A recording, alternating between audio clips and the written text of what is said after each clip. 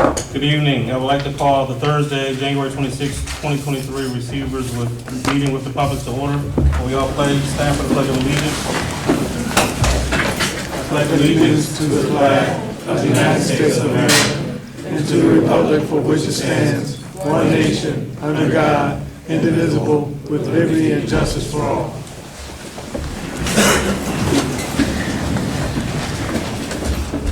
Before we begin, I would ask, for one, I'll make an announcement that there's a change to the agenda D3. The funding source is actually changed to ESSER. So I want to make that notation for the record. The correction on the agenda for D3, the funding source is changed to ESSER. ARP. ARP, ESSER. 1 minute. You got me confused there. Okay. And also, if we can please have a moment of silence. The district lost a few of its employees past. A former principal here, Mr. Richardson, Main Street. We lost a teacher who was here at Chester High School and a community member as well. So if we could just have a moment of silence for those individuals, it would be greatly appreciated.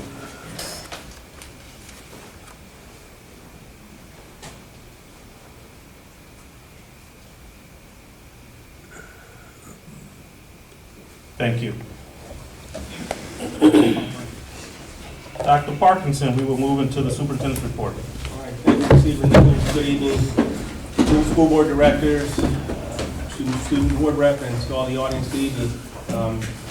My pleasure to give you superintendent's report. I want to start with school safety, which is one of the 5 areas of my focus as a superintendent. During last month's meeting, during December, I shared with you our school safety plan was being rolled out. We have a draft that's been presented to the school board, receiver. They're reviewing that draft of the emergency response plan, and we look to vote on that in February. All of our buildings, students, staff will be trained on this plan moving forward. So that's our school safety. Academics, some of the highlights, building principals are in the process, or actually have planned for the Black History programs for the month of February. So please, go to your child's website, to the district website, and you'll be able to see all the Black History programs that we have planned for the month of February. We have a Black History Month art contest that will be sponsored by Phi Delta Kappa. That is taking place on February the 24th here at Chester High School at 6 o'clock p.m. So again, come out and support all of our children with that. Parents are encouraged to schedule conferences. Okay, our school report cards have been released, so we want you to schedule parent-teacher conferences. That's extremely important. We want you to stay engaged with your child's teacher.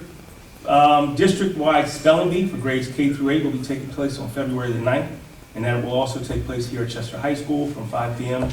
to 7 o'clock p.m. So please, again, come out and support our children.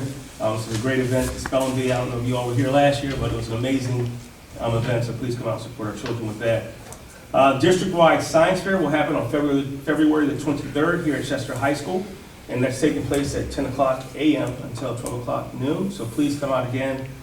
See our students' great science experiments on display. It's going to be fantastic.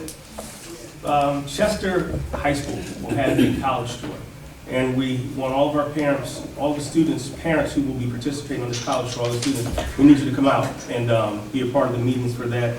That college tour is taking place on, the meetings are taking place on January 26th at 7 p.m. and February 1st at 5 o'clock p.m. So parents, we need you out here for that. And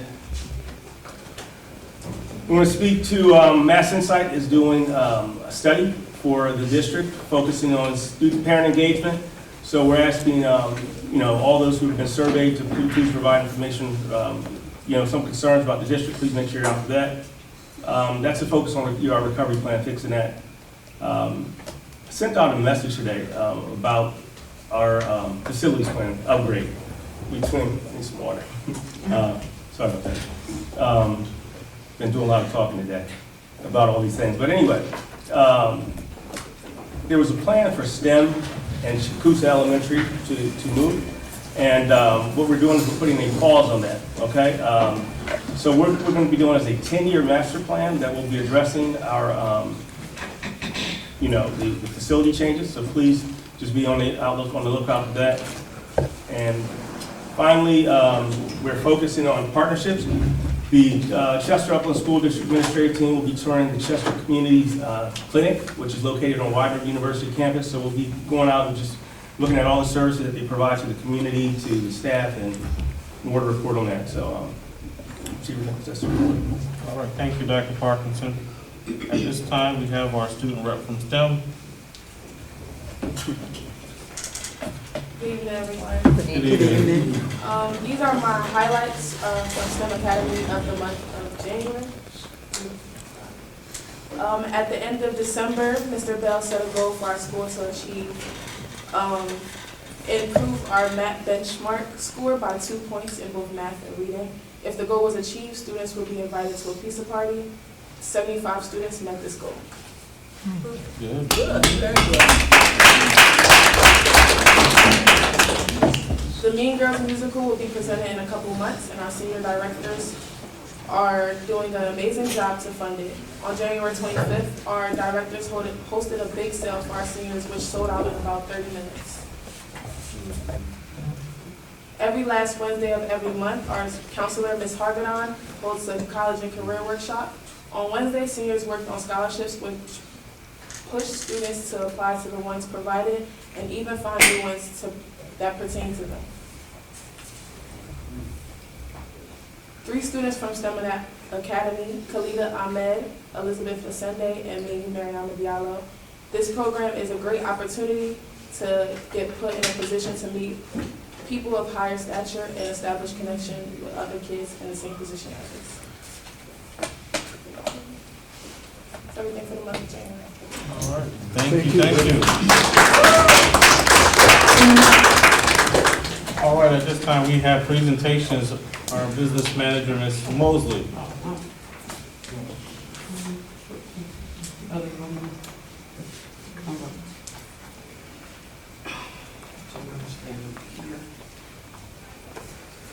Good evening. Can everyone hear me? My name is Zionna Mosley. I'm currently the business manager for Chester Upland School District. Today, I'm going to be giving a financial status update as to where the district stands as of today, this morning, January 26, 2015. First and foremost, I want to introduce the rest of the business office team, including myself. There's 3 other individuals.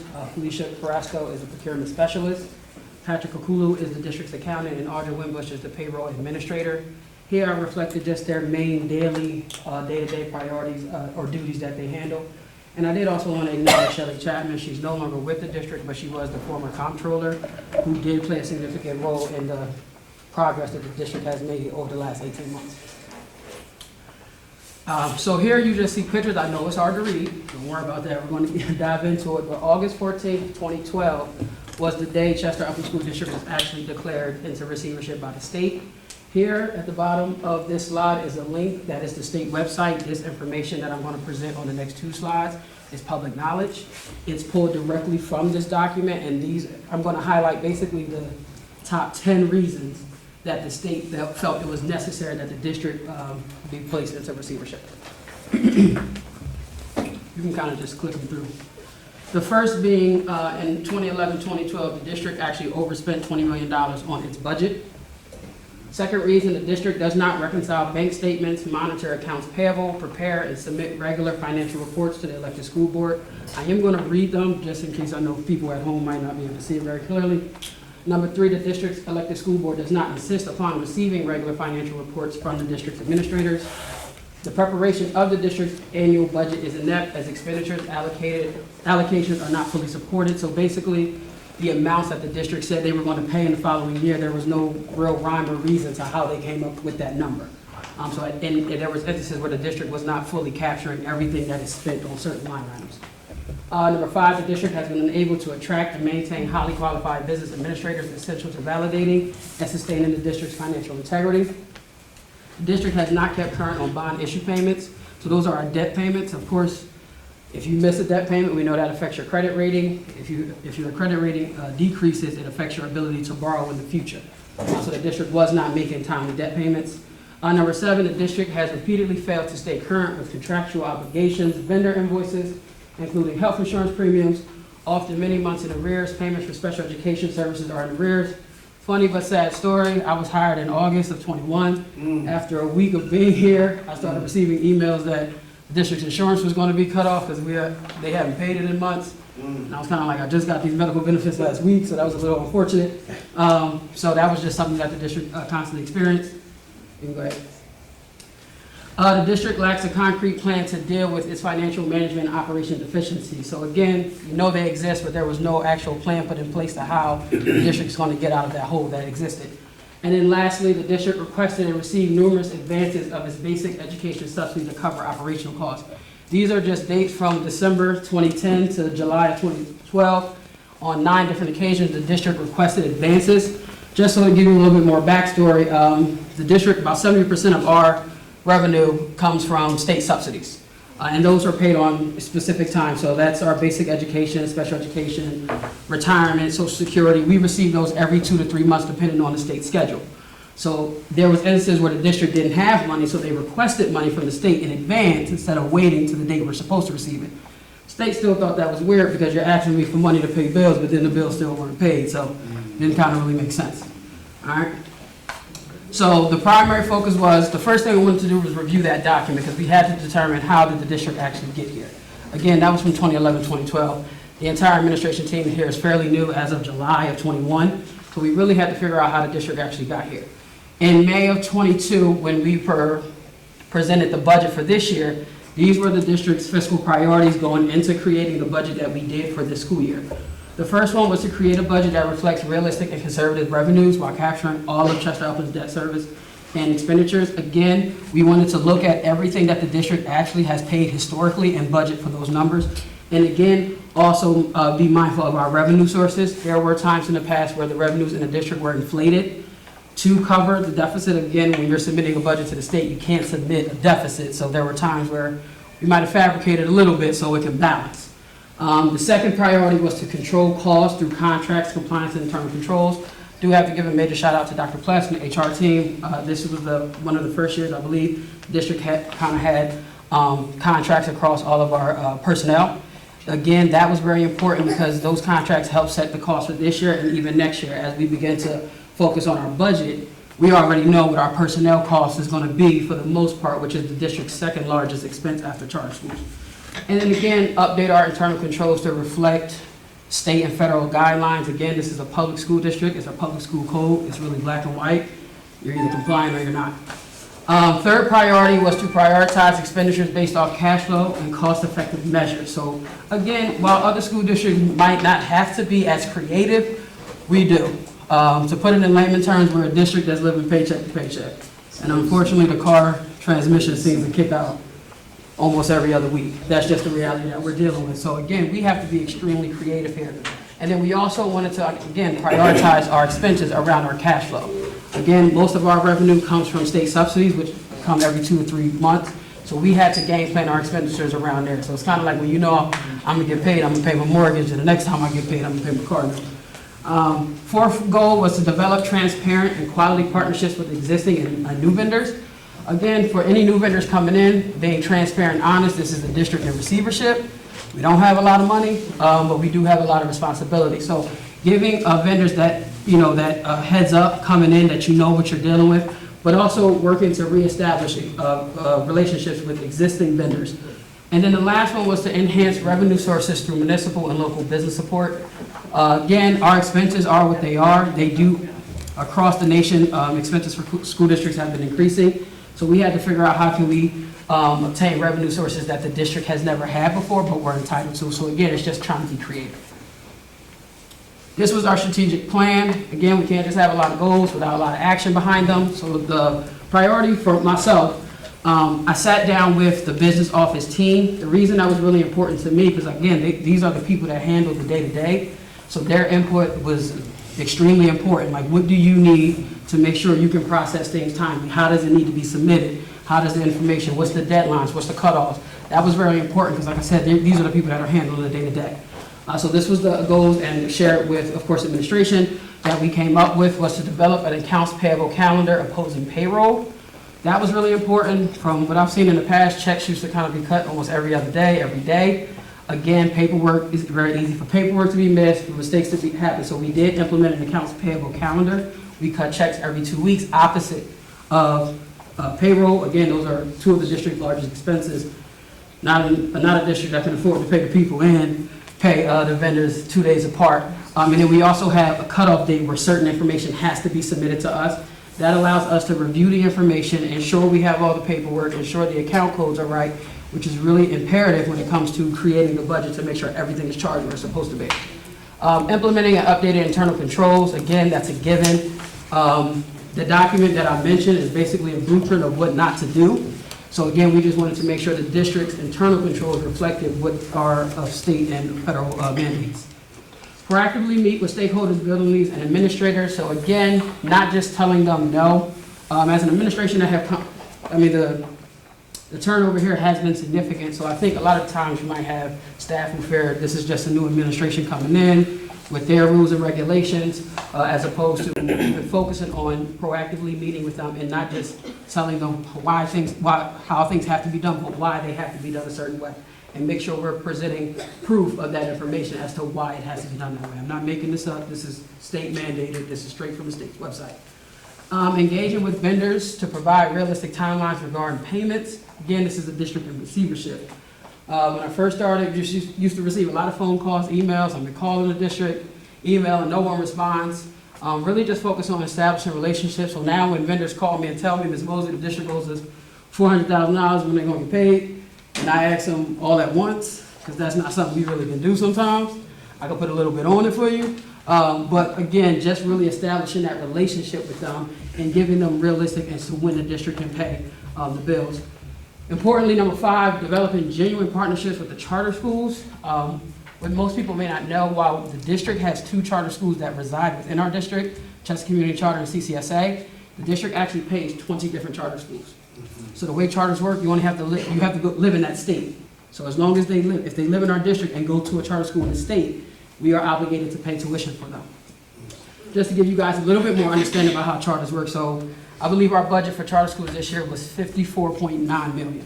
Our budget was $147. This is about 40% of our budget.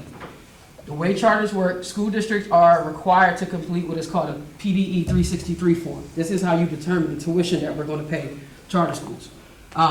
The district did not have a completed 363 since 1920. So what that actually means, if that doesn't exist, charter schools didn't have the right to determine what they think it costs to educate students.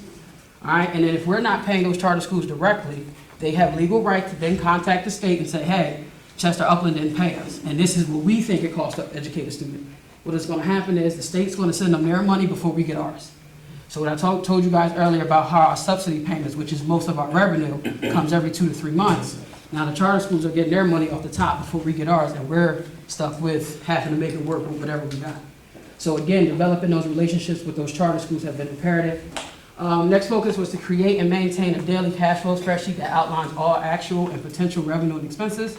So that's usually the first hour of my day, just looking at the banking, all the money that came in, everything that was paid out, matching it up to FAI, which tracks the state's timeline of when we'll get payments to make sure that money is received. I know you guys may have heard a couple of years ago the district had a hacking scare where about $13 million was redirected from the school district.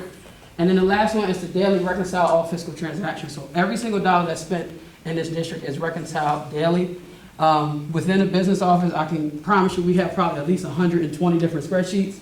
And the only way we know anything is right is if it match up on about 4 different spreadsheets. So that's just something we do. So now again, we talked about how the district got here, what our goals were, and how we were going to implement those. And this is where the district stands as of July 1. You can kind of just put them up something. Since July 1, the district has not requested or received an advancement of basic education subsidy, which is a requirement to exit receivership. We are current, as of tomorrow, with those checks are already cut, with all of our charter schools, and we have been paying them directly, and that is a requirement to exit receivership. We are current on employee and employer PSERS contributions, which is also a requirement to exit receivership. We have successfully transferred all funds to the appropriate bank accounts. We are current on all bond, principal, and interest payments. We have completed bank recs since July of 2021 through December, which is also a requirement to exit receivership. That's really important because that helps us monitor the money we actually have in the bank account. Again, when we have a certain dollar amount, but we know we have outstanding checks, you don't really have that dollar amount in the bank account. To knowledge, and that's really important because stuff just comes out the woodworks around here all the time. We have less than 1 million in outstanding payables prior to this school year. We have reconciled and verified all revenues through this morning. We have reconciled and verified all disbursements through this morning. We have supporting documentation with all disbursements issued through this morning, which is also a requirement to exit receivership. We are current with all medical, prescription, dental, and life insurance payments. We have submitted all grant quarterly reports since July of 2021. We have verified our first quarter trial balance and balance sheet. We have not completed the second quarter, partially due to number 4. We've recently converted to a new software system for the months of October through December. We're still verifying things between 2 different accounting systems, but that is something we're working on. We have partnered with a company to implement a cashless operating system for student activity. We do have that online platform. We also order student activity checks to eliminate transfers. I know one of the things that Dr. Parsons talked about when he first got here was the lack of schools turning in the money to the school district, the business office. I know we were told if you turn it into the business office, you'll never see it again. So we understood the school hesitancy, but again, we order checks. So now because we also have that online platform, money goes directly into the student activity account, and because we have the checks, money comes right out. So there's no transfers happening there. We completed the 22 annual financial report. We completed and received the 2019-20 rough draft audit. Again, the district is still behind on some audits, but again, we are making progress there. We have solely operated out of the general fund since July of 22, and as of tomorrow, because we do got to cut a lot of checks tomorrow, after tomorrow, the district will have less than $4 million confirmed in outstanding payables for this school year. So that's combined between last year and this year, less than $6 million. This next slide is kind of important to me. This is the interest, $19,063.89 that the district has earned this school year, meaning the money that our money has made. This is impressive to me. I remember when it first happened, I called the receiver because I was a little scared because money just appeared in the bank account. And because of what the district went through with the hacking before, I was really nervous, and then we kind of found out it was actually interest. It's a good thing. The reason we didn't know that is because there were never money in any of the bank accounts. The district has 12 bank accounts, and 6 of them are actually interest-bearing accounts. So just because we're doing what we're supposed to do and have the money where it's supposed to be, our money's actually making us money. And if you notice from September to December, those amounts actually went up. So while the year progressed and we were still paying our bills, we still have more money in the bank. So again, I know it's a small amount in the grand scheme of our budget being $147 million, but again, it really kind of just shows the progress that's being made. Yes. How can we continue to improve? Of course, number 1 is just to be patient. It took the district 20, 30 years to get here. It's not going to happen overnight. You do have an administration team that's working extremely hard. Number 2, we can't be counterproductive.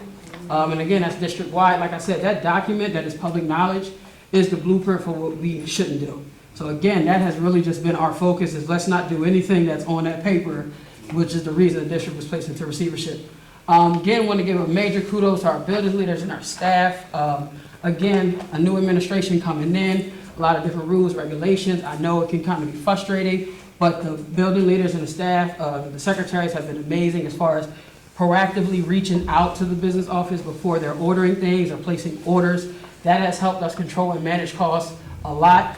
And then the last one, of course, is just necessities only. Again, we are making progress, but the district is still living paycheck to paycheck. So what that means, Dr. Sutton, you can't call me and ask me for an $81 electric stapler, because I am going to buy the $8.50 regular stapler until we kind of get on the feet. All right? And I think that's it. Yeah, that's it.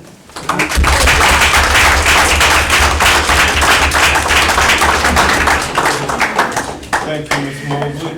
I will say that since I've been here in the district, I've asked for some supplies, and Ms. Mosley tells me you work for PDE, so you can't have any of our supplies. And also, the presentation, of course, that was a stellar presentation. We thank you for all of your efforts and your team. And I'll say as well, PDE always says to me they don't know how Chester Upland does it with a team of just 4 individuals in an office where you should have 10 individuals. So kudos to you and your team, Ms. Moses. We appreciate all that you do. And the supporting cast of the other cabinet members that help as well. You know, we're holding each other accountable. We're going to continue to move. And it looks like I need to start applying for another job because we'll be out of receivership soon. All right, so we have, yes.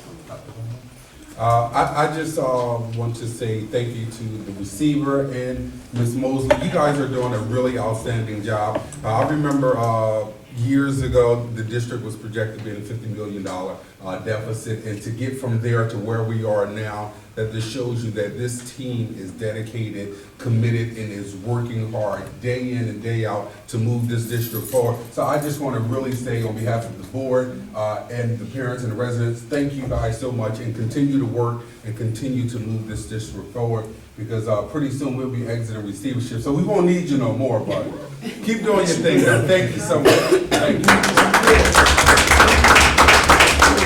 Mr. Ham, I said by 45 I was retiring, and I think I still want to stick to that. Still got 10 years. Eight. Okay, still got to know. 7.5 actually. We have another presentation. Dr. Sutton. Main Street. Oh, I'm sorry. Main Street, Principal Metley. And we have some of our young scholars from Main Street. We're always excited to have young scholars here with us, so we're looking forward to the presentation. Good evening, everyone. Good evening to the board, Mr. Nichols, Dr. Parkinson. On behalf of Main Street, it's funny that when I said I was going to have some scholars represent, I had my own idea of what I wanted to present.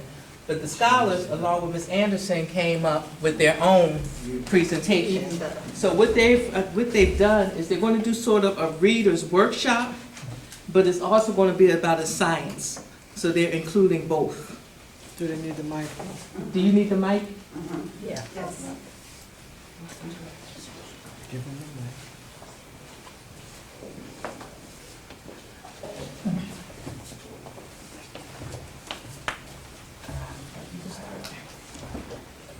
What's the matter? What isn't matter? Everything is matter. Yeah, matter is another word for stuff things are made of. All matter is made up of tiny particles called atoms, which are parts of elements and cannot be broken down into other substances. Everything on this earth is made from a combination of elements, including you and me. We are all matter. There are 118 elements which are organized on the periodic table, and elements combine with each other to form molecules. For instance, sodium and chlorine combine to form table salt. And everyone knows that one atom of hydrogen and 2 atoms of oxygen, commonly known as H2O, forms water. Speaking of water, water is a molecule that can exist in 3 different states: solid, liquid, and gas. Ice is a solid form of water, while the water we drink, shower, and bathe in is the liquid form of water. And the steam produced by boiling water is the gaseous form of water called water vapor. The state of matter a substance existing depends on its temperature. Water freezes at 0 degrees Celsius and below and becomes a solid. Between 0 and 100 degrees Celsius, water is a liquid. Water is a gas at 0 degrees Celsius and above. All substances, however, do not have the same physical boiling point. These are physical properties that a substance can be identified by. Physical properties also include, but are not limited to, color, texture, hardness. Physical properties can be observed, measured, and described without changing the material. Speaking of changes, matter can change physically as well as chemically. For example, a mirror that is broken into pieces changes the shape of the mirror, but it does not change the properties that make it a mirror. Yeah, the mirror has undergone a physical change, but it is still a mirror in many pieces.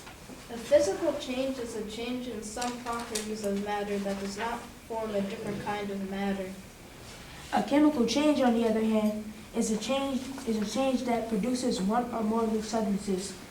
Did you know that many chemical changes happen in your kitchen? When baking a cake, the ingredients are mixed together to form a liquid and baked in the oven. The cake that results is a new substance in the form of a solid.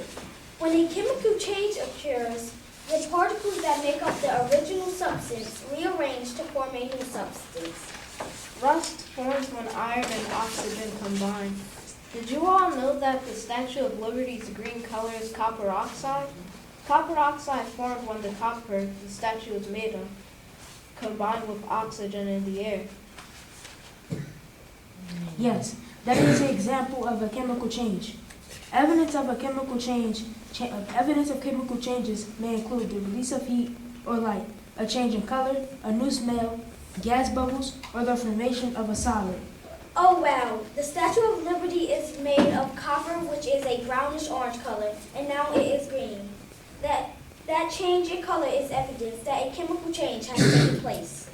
When you observe one or more substances change into one or more new substances, you observe a chemical reaction. Wow.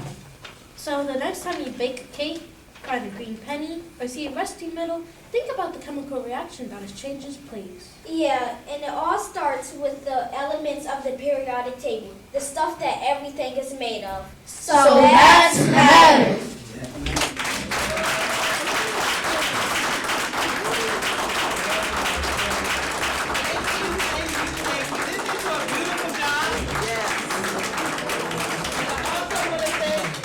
My fifth grade teacher, Ms. Anderson, who helped them prepare.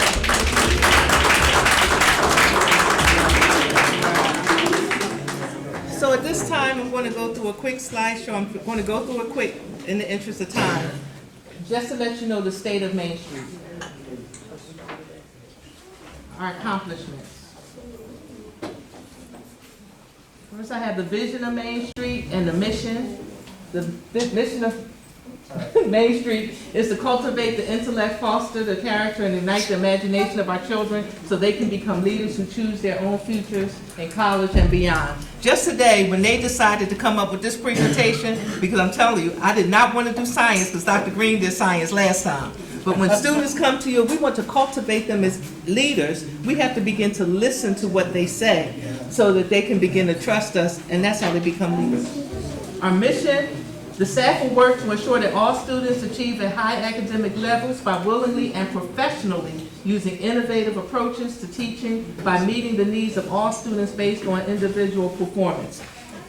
The performance again, that's why we did the Reader's Theater. Sneakily, they'll read that again, and that information will begin to be lodged into their memory, and they'll be able to report that, and not even knowing that our mission was for them to learn. Our Main Street motto: we are Main Street strong and we roar with respect, being on task, acting safely and responsibly. These values are the basis for everything we do at Main Street. It describes how students, staff, and family will act in our school and community to roar with Tiger pride. Main Street consists of 291 students and 48 staff, but it takes everybody, our 2 pre-K, our 2 kindergarten, our 2 first grade, our second grade, our student support staff, our interventionalists, our reading specialists, our ISL, our school nurse, our PT and OT, everybody to make it work. Can none of us do it on our own? Now for our iReady data. So if you look in each category in iReady reading, if you look at the blue, that was the beginning of the year. And if you look at the gold, that's the mid-year assessments that we just took. And as you can see, they are progressing in every year except 3rd grade.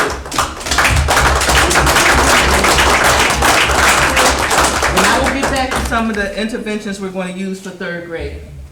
Here we have our Fontes and Pinnell. You can see where the green is, that's where they are progressing, and they are progressing at a steady rate. This is 1st grade. Go ahead, Doctor. 2nd grade, you see more green here than over here. 3rd grade, now just before in the iReady data, they were below, but see in Fontes Pinnell, they are progressing a little bit more steady, but that's why it takes multiple forms of data. Dr. Sutton. Fourth grade as well, you can see where they are progressing nicely. This class started out at 74% on level, now they're at 84%. This one was at 52%, now it's at 62%. Fifth grade, the same thing. One class started out at 15%, they're now at 38%. One was at 12%, they're now at 24%. Not where we want them to be, but they're progressing. Yeah. Math. Woo, math.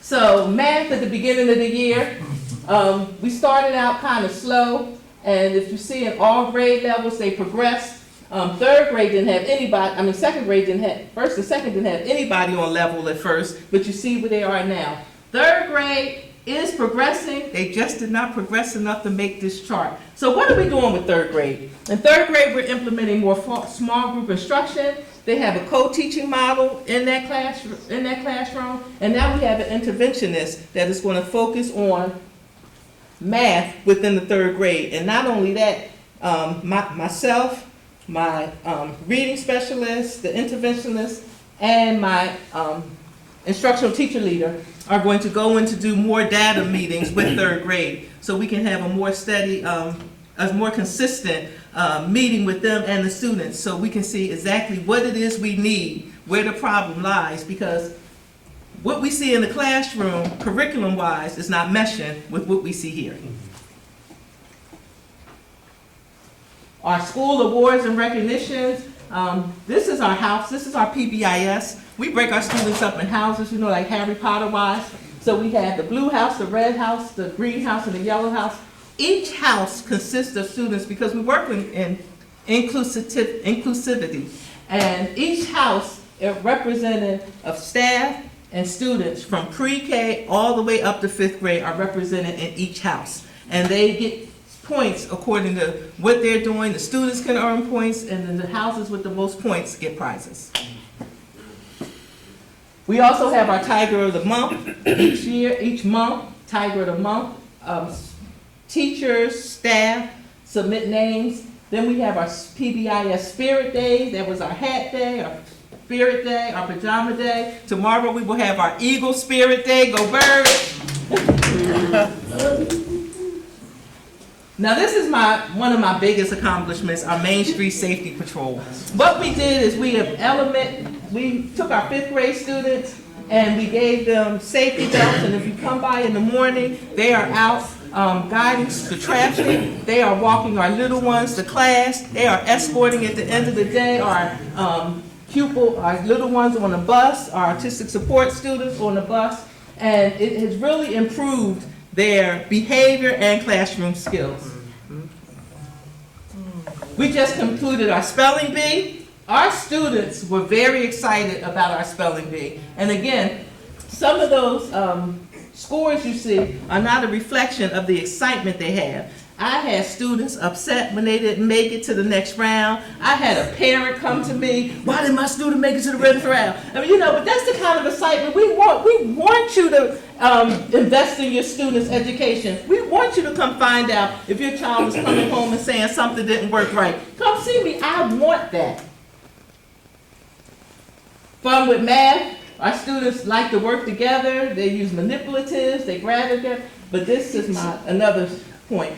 We want to set up areas where they are used to learning and they are comfortable in reading, I'm sorry. So as you can see, our students like to get into their corners, they enjoy reading. All this is happening at Main Street.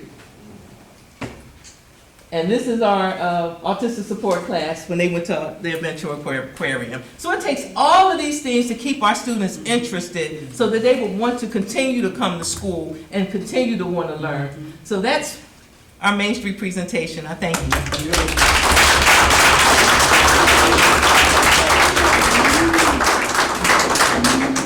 Thank you, Principal Medley. Again, for me, that's encouraging.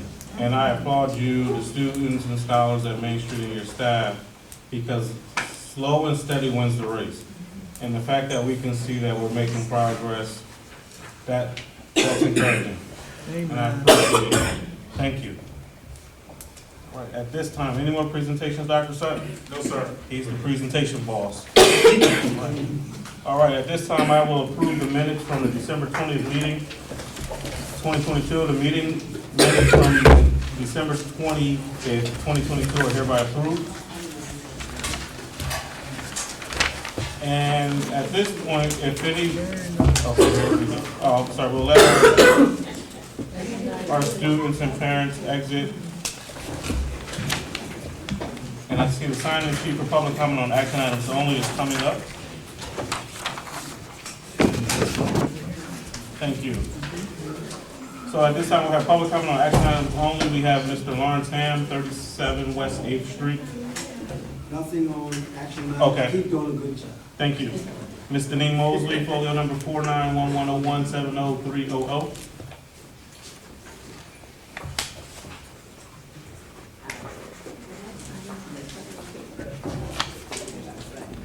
Good evening, Denise. Good evening, Denise Mosley. The action items I have questions on are B2. There's a community liaison position being created to support the office of the superintendent.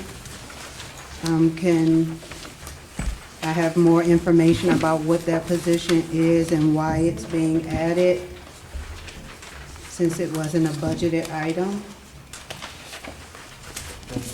So, Ms. Mosley, I know we had that position budgeted at one point, and we are looking to recreate it.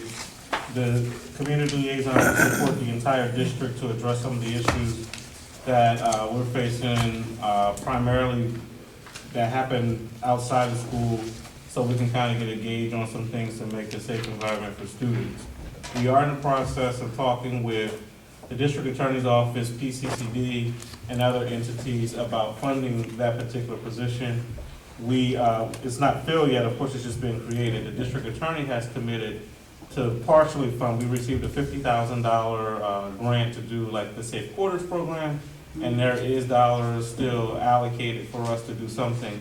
But we just wanted a person to kind of coordinate the efforts of those community activities, from within the district versus contracting it out.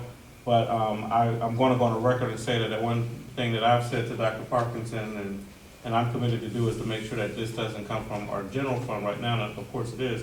But we have some promising leads to make sure that this position is funded by a grant and outside sources. And will this position be replacing any existing positions within the district? Not to my knowledge, no. Okay. And then my second question is about the Director of Information Technology, also listed there. Is this a newly created position? It is. Again, when we went through the budget process last year, we had the conversation about creating a Director of Technology to minimize the cost that we're paying for our technology contract, to be honest with you, in a way to save some dollars. We started the process this year.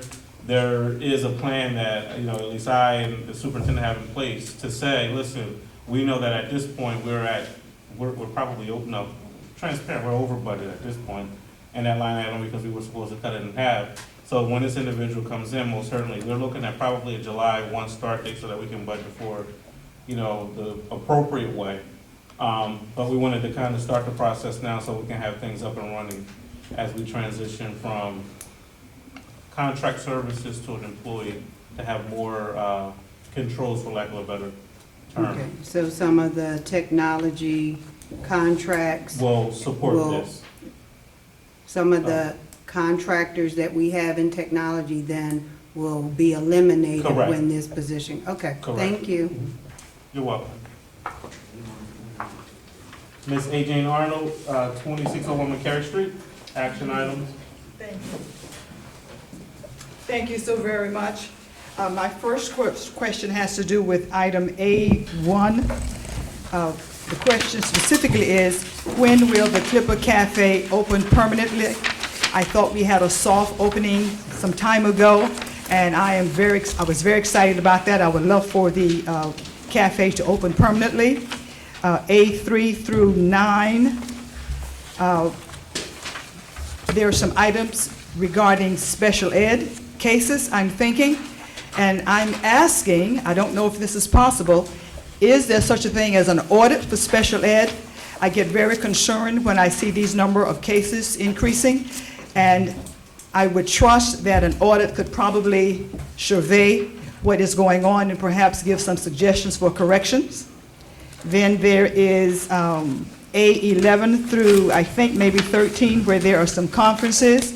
And I would like to ask if the persons attending conferences could come back and give us a report of their experiences and how we might implement them in our school district. And A15 talks about a software program for labs in Chester High. Could you talk a little bit more about how this software program is making a difference for our labs? I'm a science person, so I always get excited when I see something in the science arena.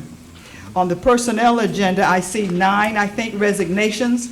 That caused me to ask one more time, and I've done this in years past, and the question is, can we do something to address morale in our district? I'm extremely concerned, have been concerned for a long time about the morale of our staff. I'm sure you've heard many of the issues. What I would like to do, what I would like to ask rather, is you put together a plan that talks specifically about how you're going to address that. We have a specific plan for math and science and all those kinds of things, and I would love for you to consider how we might address morale. And then Ms. Mosley talked about B3, and there's some ESSA items on our agenda, and I thought we had indicated last month that we were going to put ESSA guidelines on the website. We have not done that yet, so I would like to bring that to your remembrance and ask if we could consider to do that again. They did that, the link? I just spoke to Dr. Sutton, and he could help me find them, but I don't think that they're there. You know, I always put the onus on me and say that I'm limited technologically, so I won't say that they're not there. I'll just say that I wasn't able to find them with the help of my friends. I like how you put that perspective. Thank you. I try to be nice.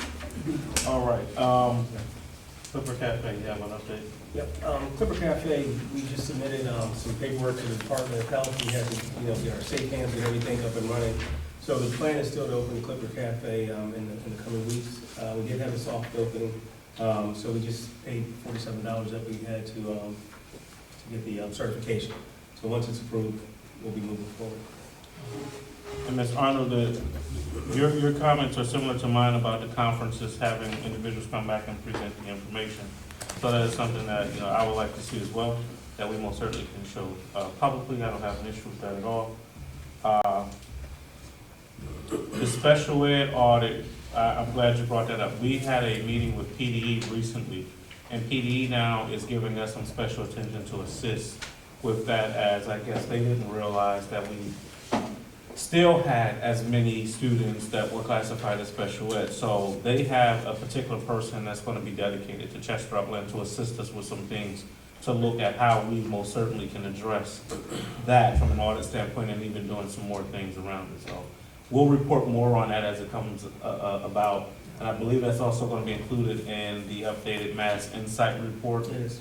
So you'll see all of that real soon.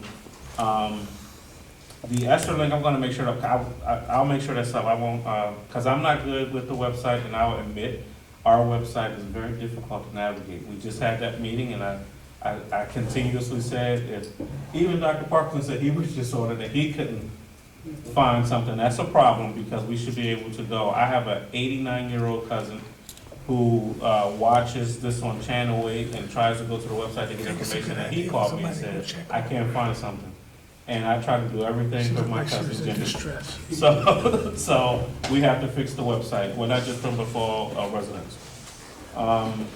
ESSER link resignations, I know that we're having some conversation about that as well, to address the plan around morale and just how we can retain staff as well. I believe I covered everything. The software. The software. I was going to ask Dr. Sutton about that particular software. The software? Yes. The Gizmo is just a tool that allows teachers to perform virtual labs in their classrooms. So, Well, given that we're doing virtual labs. that's not the only lab they're doing. That was going to be my question, because I did labs as a kid in school, and I like the real thing. I would love for us to have Bunsen burners again, but I realize that's a hazard. But as we prepare children for school after us, they need to have real lab experiences. And I say to people all the time, I don't want anybody operating on me who hasn't had an experience with a cadaver and a real person. I mean, if you're virtual, I want a doctor who's had real live experiences. So I'm saying that tongue in cheek, but I really do think that real lab experiences are critically important for our students.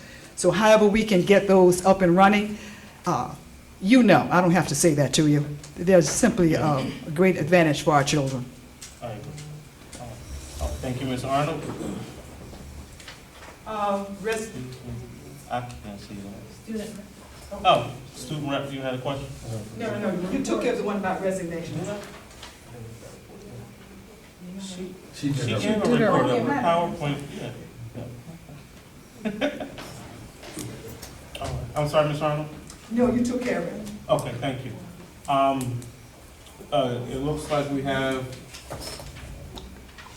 is this Councilwoman Williams? Yes, she told me to left. I recognize your handwriting, but I couldn't read it, but I said that looks like her. I think it's just about, hi, how y'all doing this evening? All right, number 1, Main Street. That's my school. I'm working on a project.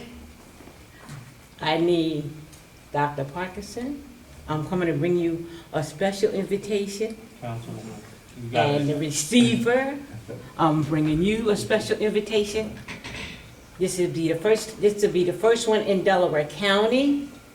And what we're doing is the youth with the police. And they're going to be interacting with the police. We're going to have a workshop on February the 10th, starting at 9 o'clock in the morning. I have a sheriff. He used to be in Philadelphia.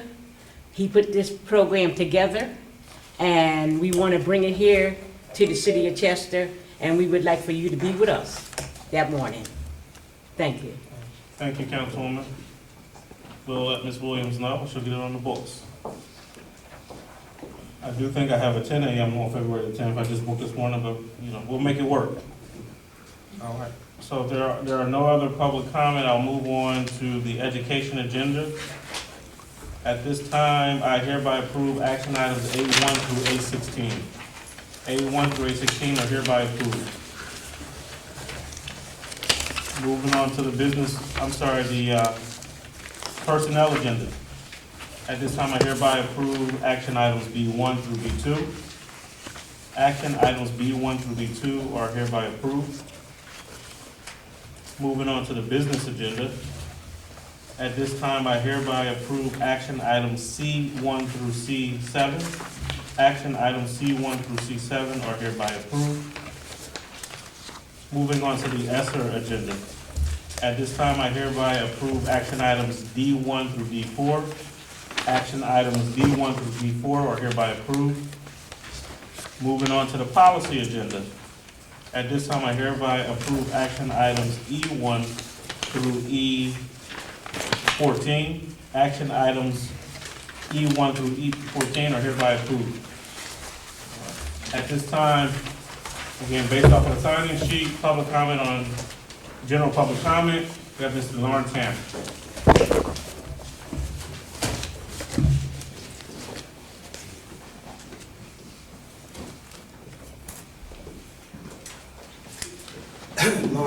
Lawrence Ham, 37 West 8th Street, Chester, Pennsylvania. Just want to say I've been watching from afar on channel, and I'm glad to be able to be here once again. And I tend to be here in ride with this administration from here on out. But it was just so good to be sitting here,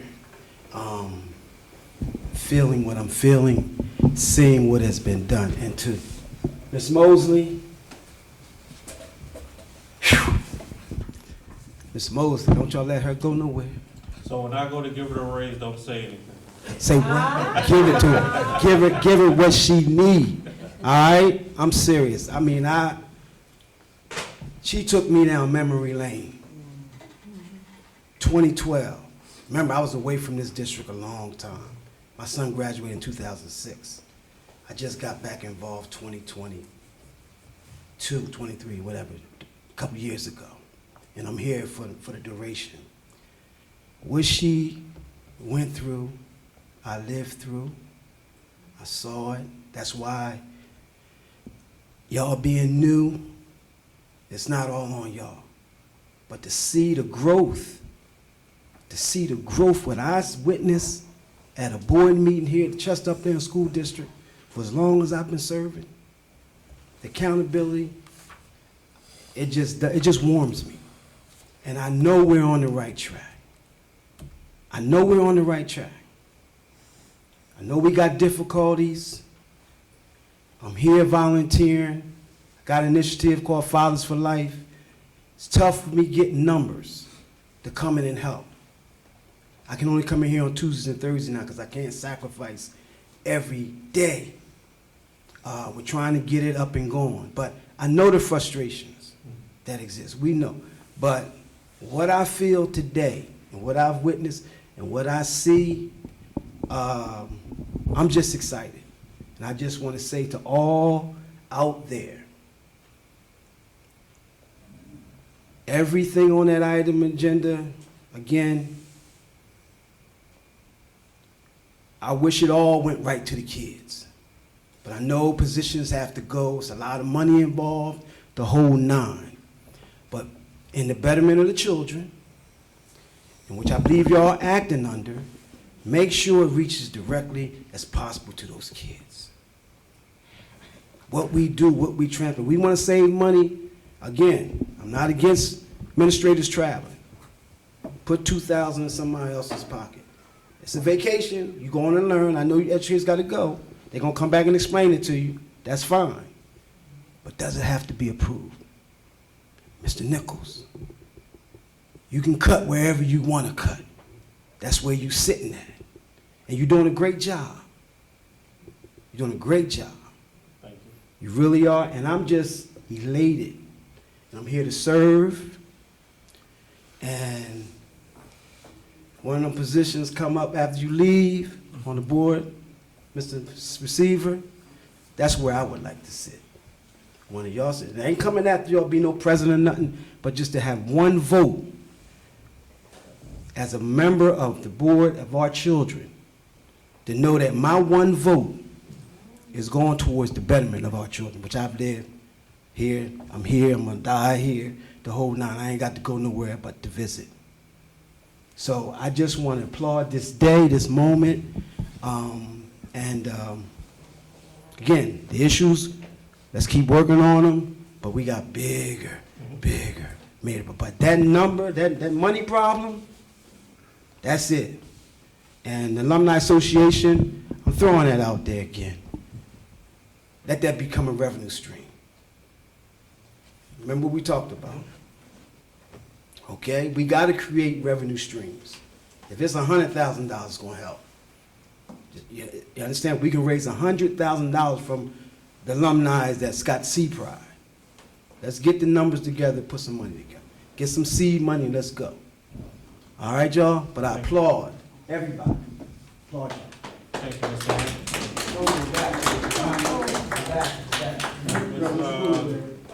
Ms. Denise Mosley, you have general public comment?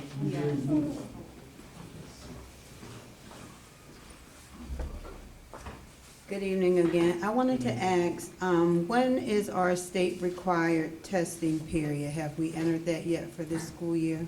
Yeah, we're in the winter window. Started when we got back, Dr. Sutton. Yeah, we had the winter window for the Keystones that already passed. Yeah. Okay. So the next window is not until April for PSSAs and then May for Keystones again. Interesting.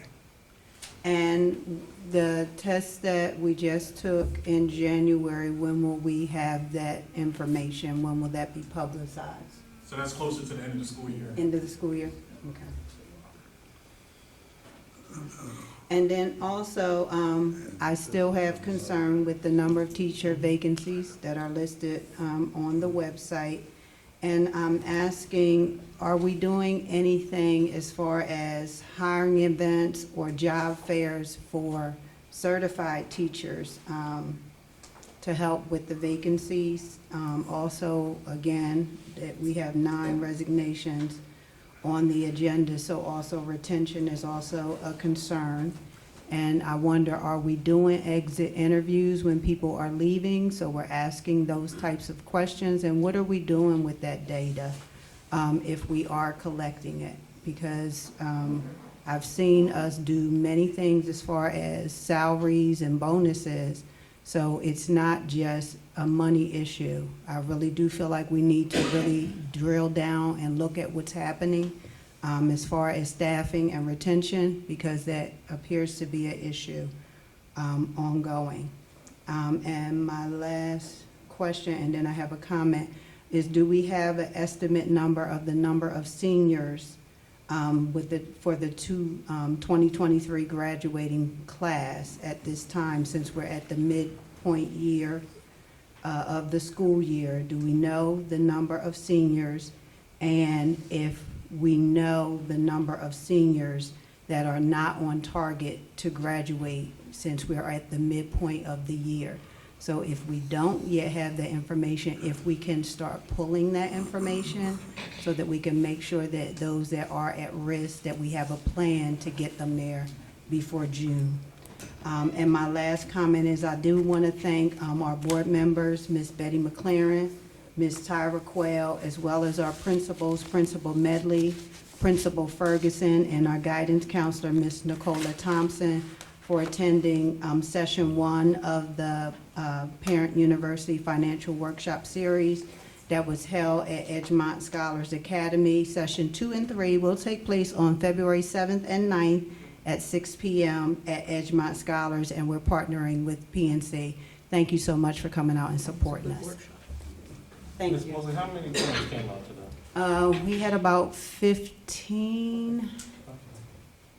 It was about 15 in the room, and 4 of those were board members and staff. We have addressed lighting. I was made aware that it was very dark and some people weren't sure if it was still happening, but we have addressed that. But we are going to start our recruitment next week to try to get more families out. It was dynamic. It was dynamic. So we definitely want more families out. All right, thank you. I know we're advertising, Yes, but is it enough? We need to do more, or? No, we'll start doing it again. We like to do it a little closer too. Okay. But yes, it's been posted, it's been in the e-newsletter, but the representative from PNC Bank was dynamic. So we really want more families to come out. Okay, great. Thank you. All right. Ms. Arnold, you were actually next. I am on there? Yes. You signed it. Okay, I thought I had missed it. Thank you. I have just 2 comments or questions, and one of them is, can I have the number of your cousin so I can call your cousin that you referenced, because we need our agendas earlier, sir. And so I'm asking you again, am I doing it nicely? You are. Thank you very and I have much. to say, Ms. Arnold, and I always pick on Dr. Parkinson in these meetings. Don't but do I that. sat with him Tuesday. This is your meeting. Dr. Mumine, did I know how we sat? We said, we will have them out. The goal now, or the directive, I'll say it that way. How about I say it that way? I know what I mean. Is that they need to be out the Friday before this meeting. So that is our goal. Does that mean that when President Neal and the rest of the members have their committee meeting, they will have had the agenda early enough to address some of those Correct. issues? Yes. We talked about that tonight with the board as well, that they will have a draft agenda in advance of their meeting, so that when you get to their meeting, the goal is now that you will actually have this that you have tonight at their meeting in draft form, to have dialogue in a public session.